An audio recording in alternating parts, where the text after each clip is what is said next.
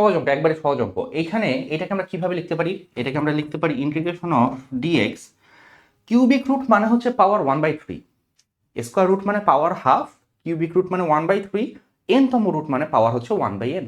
তাহলে এখানে আছে কিউবিক রুট, তার মানে হচ্ছে এই কিউবিক রুটটাকে আমরা 1/3 লিখতে পারি। সেই 1/3 সাথে পাওয়ার আছে, দেখো এখানে 2, ভিতরে পাওয়ার আছে 2, সো 2 এর সাথে 1/3 গুণ করলে হয়ে যাবে 2/3। সো আলটিমেটলি এই জিনিসটাকে তুমি লিখতে পারো 2x - 3 টু দি পাওয়ার 2/3।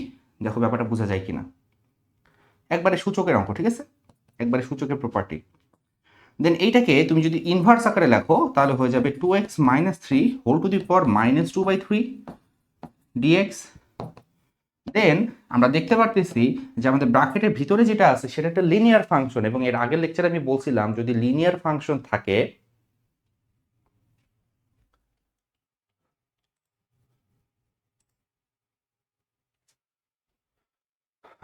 আর আগের লেকচারে আমি বলছিলাম যদি লিনিয়ার ফাংশন থাকে তাহলে সম্পূর্ণটাকে আমি x ধরতে পারবো। তাহলে এখানে x two the power n এর ফর্মুলাটা আমি অ্যাপ্লাই করতে পারবো। সো আমার ফর্মুলা কি বলতেছে? আমার ফর্মুলা বলতেছে যে এইটা হবে 2x - 3 two the power n plus 1, n মানে হচ্ছে -2/3, তাহলে এখানে আসবে -2/3 প্লাস 1, নিচেও আসবে -2/3 প্লাস 1।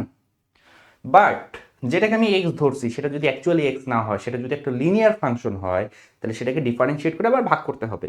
সো 2x - 3 কে তুমি যদি ডিফারেন্সিয়েট করো তাহলে 2 আসে, তাই না? সেই 2 দিয়ে করতে হবে এখানে ভাগ, ভাগ করলে অ্যাকচুয়ালি হরের সাথে গুণ হয়ে যাচ্ছে, এখানে হয়ে গেল গুণ 2 প্লাস c। সেটাকে তুমি একটু সিম্পলিফাই করো, 1 - 2/3, 1 - 2/3 মানে হচ্ছে 1/3, তাহলে 2/3, 2/3 তাহলে 3/2 হয়ে যাচ্ছে, এখানে চলে আসতেছে 3/2, আর এখানে আসতেছে 2x - 3 two the power 1/3 plus c, and that will be our answer.